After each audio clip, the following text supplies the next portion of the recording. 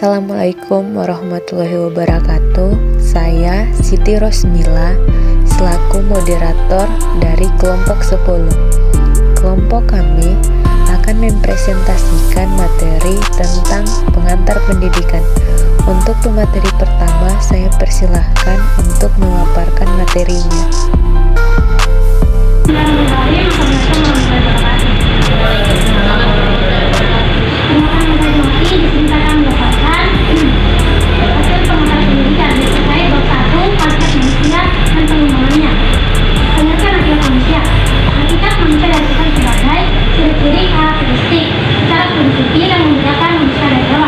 Meskipun hewan dan manusia memiliki banyak pendidikan, terutama dilihat dari segi biologisnya. Kesimpulan dari bersatu ialah satu, manusia memiliki jarak pendidikan kepada hewan. Yang kedua, yang dapat membedakan manusia dan hewan ialah kemampuan kebahagiaan yang hayati. Itulah kesimpulan saya terkait dengan dapat berdasarkan kalau saya untuk saya Assalamualaikum warahmatullahi wabarakatuh. Waalaikumsalam warahmatullahi dari materi pertama.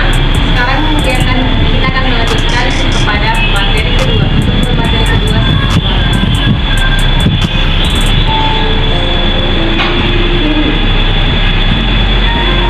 Assalamualaikum warahmatullahi wabarakatuh. Waalaikumsalam warahmatullahi wabarakatuh. Perkenalkan, nama saya Yulianti Bobi. Saya akan menjelaskan materi dari bab 2, yaitu pengertian dan unsur pendidikan. Pengertian sebagai proses transformasi budaya. Pendidikan juga diartikan sebagai kegiatan pewarisan dari satu generasi ke generasi yang lain.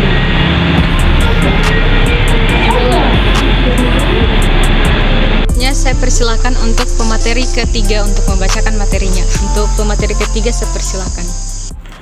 Bab 3. Landasan dan asas-asas pendidikan serta penerapannya. A. Landasan pendidikan. Pendidikan adalah sesuatu yang universal dan berlangsung terus-menerus tak terputus dari generasi ke generasi dimanapun di dunia ini. Ada beberapa landasan pendidikan, yaitu landasan filosofis, landasan sosiologis, landasan kultural, landasan psikologis, dan landasan ilmiah dan teknologi. B. Asas-asas pokok pendidikan.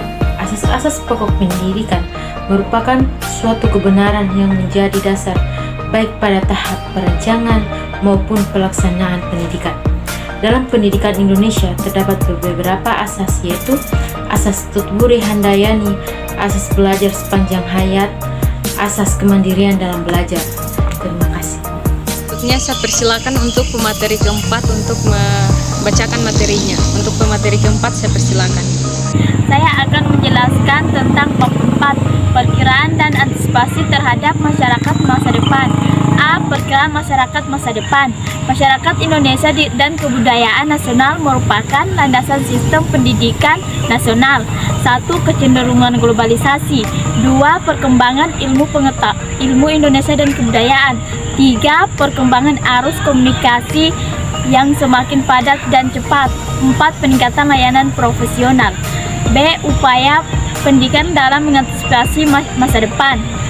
Masyarakat yang berpendidikan mempersiapkan generasi baru yang sanggup menghadapi tantangan zaman baru yang akan datang.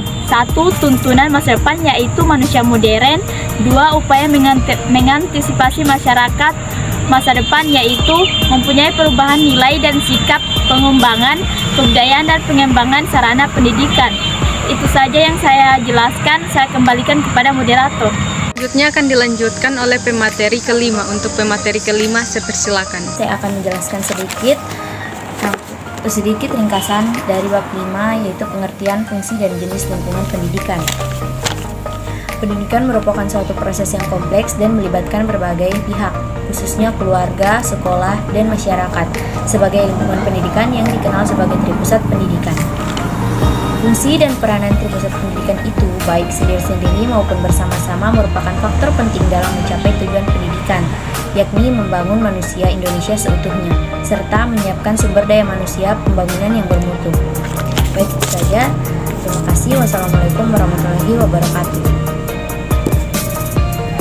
Selanjutnya saya akan mempersilakan pemateri ke-6 untuk melakukan presentasinya. Untuk pemateri ke-6 saya persilakan. Bab 6. Aliran-aliran pendidikan. Kajian tentang berbagai aliran dan atau gerakan pendidikan itu akan memberikan pengetahuan dan wawasan historis kepada tenaga kependidikan. Hal itu sangat penting agar para pendidik dapat memahami dan pada gilirannya kelak dapat memberikan kontribusi terhadap dinamika pendidikan itu. Dan yang tidak kalah penting adalah bahwa dengan pengetahuan dan kewawasan historis tersebut, setiap tenaga pendidikan diharapkan memiliki bekal yang memadai dalam meninjau berbagai masalah yang dihadapi, serta pertimbangan dapat dalam menetapkan kebijakan dan atau dididikan sehari-hari. Saya persilakan untuk pemateri ke-7 untuk membacakan materinya. Untuk materi ke-7 saya persilakan. Saya di sini akan menerapkan bab 7 permasalahan pendidikan. Permasalahan pokok pendidikan dan penanggulangan. Sistem pendidikan menjadi bagian yang tak terpisahkan oleh kehidupan sosial dan masyarakat sebagai supersistem. Jenis permasalahan pokok pendidikan: 1. Masalah pemerintahan pendidikan. 2. Masalah mutu pendidikan. Faktor-faktor yang mempengaruhi berkembangnya masalah pendidikan, salah satunya yaitu perkembangan iptek dan seni. Kedua, inspirasi masyarakat. Ketiga, laju pertumbuhan pendidikan. Mungkin itu saja yang saya jelaskan tentang bab 7 tentang permasalahan pendidikan. Sekian dari saya. Wassalamualaikum warahmatullahi wabarakatuh. Saya akan membacakan materi 8 dan 9. Pertama, materi 8, Sistem Pendidikan Nasional. A. Kelembagaan, program, dan pengelolaan pendidikan. Yang pertama, kelembagaan pendidikan. Kelembagaan pendidikan terdiri dari jalur pendidikan. Kedua, program dan pengelolaan pendidikan terdiri dari jenis program pendidikan dan kurikulum program pendidikan. B. Upaya pembangunan pendidikan nasional. Yang pertama, jenis upaya pembaharuan pendidikan. Kedua, dasar dan aspek legal pembangunan pendidikan nasional. Bab 9. Pendidikan dan pembangunan. A. Esensi pendidikan dan pembangunan serta titik temunya. B. Sumbangan pendidikan pada pembangunan. Pertama itu segi sasaran, segi lingkungan, segi jenjang pendidikan, segi pembidangan kerja atau sektor kehidupan. C. Pembangunan sistem pendidikan nasional. Itulah presentasi dari kelompok kami, kelompok 10, dari buku pengantar pendidikan. Lebih dan kurangnya mohon dimaafkan. Wabillahi taufiq walhidayah. Wassalamualaikum